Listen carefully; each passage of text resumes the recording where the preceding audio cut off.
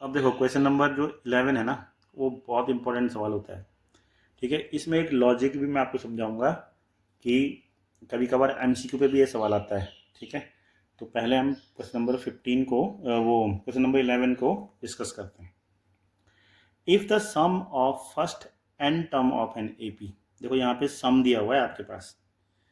ठीक है, तो यहाँ पे आपको दिया हुआ है सम और लिखा हुआ है 4n माइनस एन स्क्वायर। एक चीज़ आपने नोट की होगी, अभी एक पिछला सवाल था तो उसमें ए एन टर्म था और इसमें एस एन टर्म है।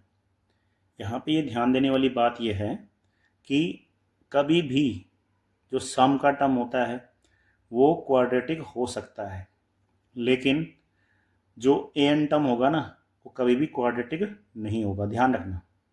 अच्छा, अब उसका कारण क्या है, मैं जो बताना चाह रहा था कि वही बात बता रहा हूँ मैं अभी इस समय। उसका कारण ये है कि अगर सम वो ए एन टर्म अगर क्वाड्रेटिक बन गया ना, तो जब आप उसको सॉल्व करोगे डी में हमेशा एन रहेगा। अब जब डी में एन रहेगा तो डी कभी भी बराबर नहीं आएगा, और जब डी बराबर नहीं आएगा तो वो ए पी भी नहीं बनेगी। मैं समझाता हूँ कैसे। देखो, सपोज दैट कोई ए एन टर्म, मैंने ये सपोज ये एस एन होके ए एन होता, तो ए एन जब होगा तो यहाँ पे डी जो आएगा ना, मतलब जब सीरीज बनेगी तो सीरीज में डी कभी भी बराबर नहीं आएगा। और यहाँ पे ये सम है, सम क्वाड्रेटिक हो सकता है। इसको मैं अभी पहले सवाल को सॉल्व कर लेते हैं, इसके बाद समझाता हूँ वो लॉजिक। देखो, तो यहाँ पे बोला गया है कि फर्स्ट टर्म निकालो। अच्छा, अब इसको दो तरीके से सॉल्व कर सकते हैं आप। एक तो आपको पहले देखो, टर्म सीरीज निकालने के लिए आपको ए एन टर्म चाहिए होगा, तो ए एन टर्म निकालने का एक फॉर्मूला मैंने आपको बताया था, S n minus S n minus one. इस फॉर्मूले का यहाँ पे यूज कर सकते हैं। ठीक है, सम दे रखा है और ए एन टर्म निकालना हो तो ये फॉर्मूला आपको यूज करना है। तो सबसे एस एन तो आपके पास गिवन है, लेकिन एस एन माइनस वन निकालना पड़ेगा, तो पहले आप एस एन माइनस वन ही निकालो। जहाँ जहाँ पे एन है वहाँ पे एन माइनस वन रख देना है। तो 4n minus one minus n minus one का स्क्वायर। तो इसको जब आप सॉल्व करेंगे तो जगह यहाँ पे 4n माइनस फोर और यहाँ पे लगेगा a माइनस बी का होल स्क्वायर, तो a square plus b square minus 2n, ये हो जाएगा। इसको फिर फर्दर सॉल्व करेंगे तो 4n minus four minus n square minus one plus 2n। इसको फिर से सॉल्व कर लो, तो एन स्क्वायर को आगे लिख लिया मैंने, 4n से 2n ये 6n हो गया, और 4 और 5 ये मिलके -5 हो गया। तो ये आपका आ गया एस एन माइनस वन। अब निकालना क्या होता है, निकालना होता है a n term. So a n equal to s n minus S n minus one. तो पहले एस एन लिखते हैं, एस एन हो गया 4n माइनस एन स्क्वायर। ठीक है, एस एन ये लिख दिया मैंने, और इसके बाद आपको एस एन माइनस वन लिखना है, तो माइनस साइन यहाँ पे, इसीलिए मैं दूसरे पेन से लिख रहा हूँ ताकि आपको समझ में आए कि मैं कर क्या रहा हूँ। देखो, ये वाला टर्म मैंने यहाँ लिखा है, ठीक है ना, ये एस एन माइनस वन हो गया। अब देखो, इसको सॉल्व करते हैं तो आपको खुद पता लग जाएगा कि ए एन टर्म क्वाड्रेटिक क्यों नहीं होता है। 4n minus n square minus यहाँ हो जाएगा प्लस एन स्क्वायर, और ये हो जाएगा माइनस 6n और प्लस 5। अब यहाँ पे जरा ध्यान देखो, एन स्क्वायर वाला टर्म कट गया। ठीक है, 4n से 6n, तो ये हो जाएगा माइनस का 2n और प्लस 5। ठीक, अब देख लो यार, ए एन कैसा टर्म आया आपके पास, लीनियर। ठीक है, और एस एन कैसा टर्म है, क्वाड्रेटिक आया। आपको क्या निकालना था, सीरीज। पहले सीरीज निकालनी पड़ेगी तभी तो हम सम निकाल पाएंगे। तो सबसे पहले आप सीरीज निकाल रहे हो, तो अब इसमें n की जगह में 1 2 3 पुटअप करो, जैसे अभी हम पिछले वाले सवाल में कर रहे थे। तो a1 क्या है, -2 × 1 + 5 दैट इज 3। a2 क्या है, -2 × 2 + 5, तो जगह 1। फिर आएगा a3, तो -2 × 3 + 5, तो ये 6 + 5 -1। तो सीरीज हमारे पास एक आ गई 3 1 -1। तो ए और डी भी हम आराम से निकाल लेंगे इससे, ठीक है ना। तो देखो ये तो आपका हुआ सम, ठीक है। तो चलो इसको हम अगले पेज पे करते हैं। अब सीरीज क्या आई आपके पास, सीरीज आई 3 1 -1, ये सीरीज आ गई। अब इसका पहला टर्म a है, मतलब ये वाला पहला टर्म क्या हो जाएगा, a = 3। और d क्या हो जाएगा, d घट रहा है, सीरीज कम हो रही है ना, तो 1 - 3 दैट इज हो जाएगा -2, ठीक। और अब जो सवाल पूछे हुए हैं वो सवाल हमें निकालने, तो हमें पूछा गया है कि what is the first term. तो फर्स्ट टर्म क्या होगा भाई, 3 ही तो होगा ना, a मतलब 3। What is the first term, मतलब फर्स्ट टर्म को हम S1 भी बोल सकते हैं, A1 भी बोल सकते हैं। S1 क्यों बोलेंगे हम उसको, क्योंकि वो सम ऑफ वन टर्म है। अब सम ऑफ वन टर्म तो वही, अगर मैं बोलूँगा कि इस केवल इस टर्म का सम निकालो, तो S1 यही तो होगा ना, A1 भी यही होगा और S1 भी यही होगा। हाँ, अगर मैं S2 बोलूँगा तो मुझे तब 2 टर्म का सम लेना पड़ेगा, मतलब इसका और इसका सम। S3 बोलूँगा तो 1 2 3 टर्म का सम लेना पड़ेगा, इस तरह से। तो यहाँ पे जो उसने बोला है कि फर्स्ट टर्म निकालो, तो फर्स्ट टर्म तो आपका 3 हो गया, तो एक आंसर तो आपका 3 है। मैं यहाँ पे आंसर लिख लेता हूँ, है ना।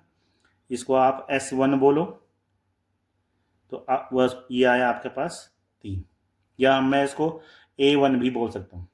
और फिर बोला what is the sum of first 2 term, मतलब S2 कह रहा है वो, S2।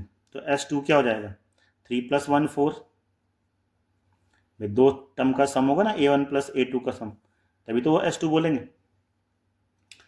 What is the second term, अब सेकेंड टर्म निकालने के लिए हम यहाँ से निकाल सकते हैं, कहाँ से, ये सेकेंड टर्म 1 है, वैसे यहाँ पे मैंने यहाँ पे निकाल ही रखा है, अभी यहाँ से निकाला था हमने A2 = इतना, ये निकाला था। तो सेकेंड टर्म क्या हो गया, A2 कितना हो गया,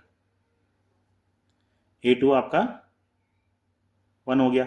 या आप सेकेंड टर्म को एक तरीका से और भी निकाल सकते हैं, कैसे, A2 जो होगा वो होगा S2 - S1, यही फॉर्मूला तो ऊपर बता रखा ना, AN = SN - SN - 1, तो वही वाली बात हो गई यहाँ पे भी।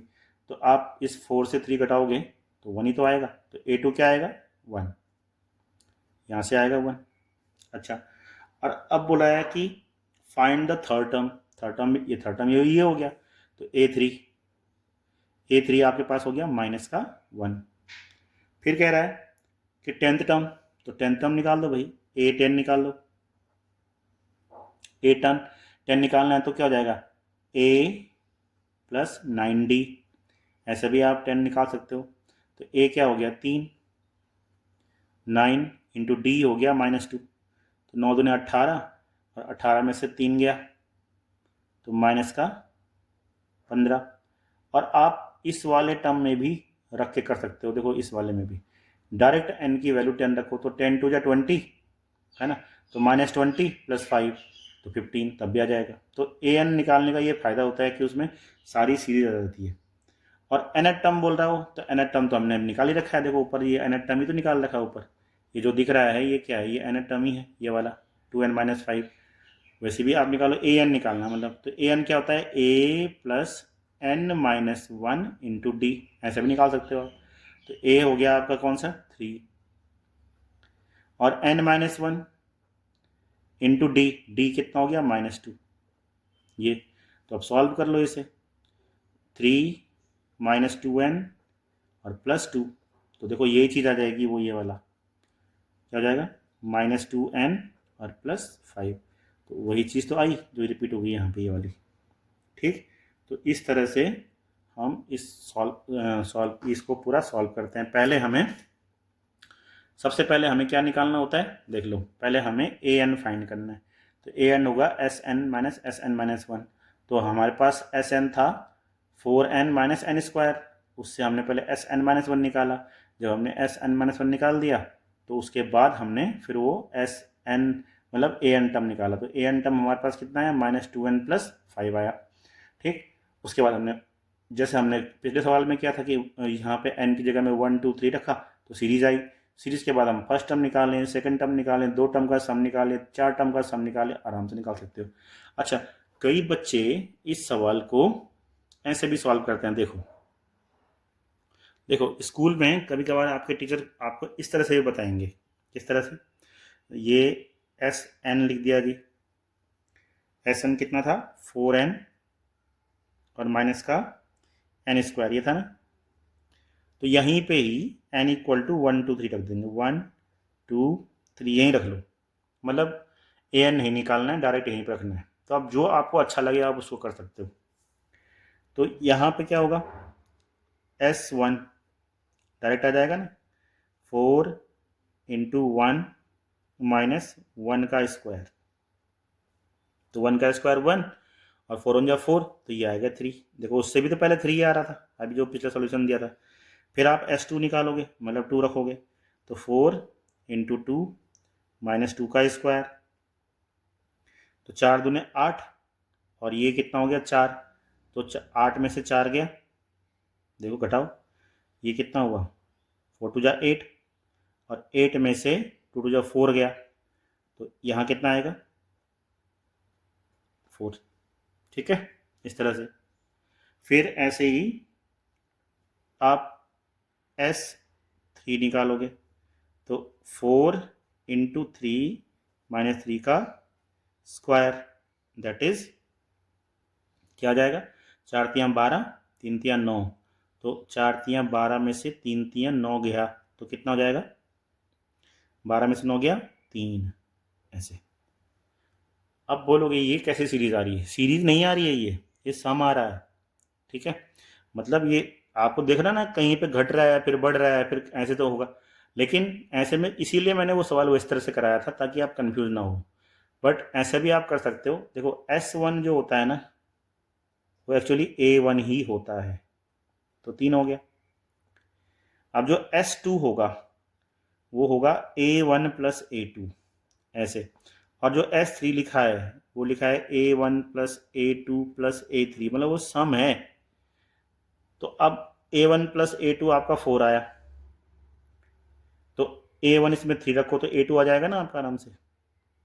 तो A2 क्या आ जाएगा, यहाँ से 4 में से 3 घटाओगे तो 1 आएगा ना, वही तो निकल रहा था वहाँ पे। और ऐसे आप A3 निकालोगे तो A1 प्लस A2 मतलब S2 को रख दोगे यहाँ पे, ये पूरा यहाँ से यहाँ तक S2 हो गया। तो ये क्या हो गया, S3 equal to S2 plus A3। तो S2 की वैल्यू 4 है और A3 आपको निकालना है। और S3 की वैल्यू जो है आपके पास जो है कितनी है, 3 है। तो यहाँ 3 हो गया, यहाँ पे 4 हो गया। तो यहाँ लिख देंगे इसको, देखो 3 बराबर 4 प्लस A3। तो A3 निकाल लो, A3 इक्वल टू 3 माइनस 4, तो ये आ गया -1। तो वही चीज़ तो वहाँ पे भी आ रही थी। ठीक है, मेरी बात समझ रहे हो ना। तो ऐसा नहीं है कि कोई बोलेगा कि ये कैसे हो गया, मतलब कि यहाँ पे -1, तो तब भी तो सीरीज आ गई आपके पास। देखो पहला टर्म आपके पास आया 3, दूसरा टर्म आया आपके पास 1 और तीसरा टर्म आया आपके पास -1। तो यही सीरीज मैंने वहाँ पे निकाली थी। लेकिन क्या है ना कि वो तरीका जेन्युइन तरीका है जो मैंने तुम्हें समझाया अभी पहले वाला, वो उस तरीके से आप सॉल्व करोगे तो आपको जल्दी बात समझ में आएगी। और अब मैं बताता हूँ उसका रीज़न, कि क्या उसका रीज़न है, मतलब कि क्यों जो ए एन टर्म है, जब हमने अभी यहाँ पे ए एन टर्म निकाला था तो वो हमारा टर्म कितना आ रहा था, एक मिनट, वो आ रहा था -2n + 5। अब तुम ये देखो, ये यहाँ पे क्वाड्रेटिक नहीं हो सकता। क्यों नहीं हो सकता, क्योंकि जब आप डी निकालते हो ना, डी होता है क्या, an-1 होता है। तो जब इसमें n-1 आप माइनस करोगे तो वहाँ से वो अपने आप ही n हट जाएगा। देखो कैसे, इसमें n-1 रखना है, पहले an रखते हैं, तो ये जगह -2n + 5, ये तो हो गया an। और माइनस करोगे इसमें a(n-1), तो मतलब -2 इंटू n-1 + 5, इसमें माइनस करोगे, d ऐसे निकलता है ना, an से उससे एक पिछला टर्म घटाते हैं तो यहाँ पे n-1 हो जाएगा। अब अगर इसको मैं सॉल्व करूँ तो -2n + 5 माइनस का प्लस हो जाएगा 2n, और ये अंदर होगा तो ये भी प्लस होगा, और इससे फिर अगेन माइनस हो जाएगा तो माइनस का 2 + 5। अब देखो यहाँ से 2n कैंसिल हो गए, तो हो गया ना इंडिपेंडेंट ऑफ n। तो d जो होता है ना हमेशा n से हट, मतलब उसमें n नहीं होना चाहिए। अगर उसमें n आ गया तो d फिर बराबर नहीं रहेगा, क्योंकि n तो वेरिएबल है, n की वैल्यू तो कुछ भी हो सकती है, तो कभी भी हम कुछ भी वैल्यू रख सकते हैं, इसीलिए d is always independent of n। और ये MCQ पे पूछा जाता है कि d क्या उसमें n आना चाहिए, या एग्जाम्पलर आप बुक देखोगे तो उसमें भी ये सवाल होगा, ठीक है ना, कि क्या किसी जो क्या बोलते हैं nth टर्म है वो क्वाड्रेटिक होगा क्या लीनियर होगा, तो आप बोलोगे लीनियर होना चाहिए, है ना। लीनियर में क्या होगा कि हम n को एलिमिनेट कर सकते हैं, n हट जाता है, तो जो फाइनल d आता है उसमें n नहीं रहता, समझ रहे हो ना। चलो अगला वाला क्वेश्चन।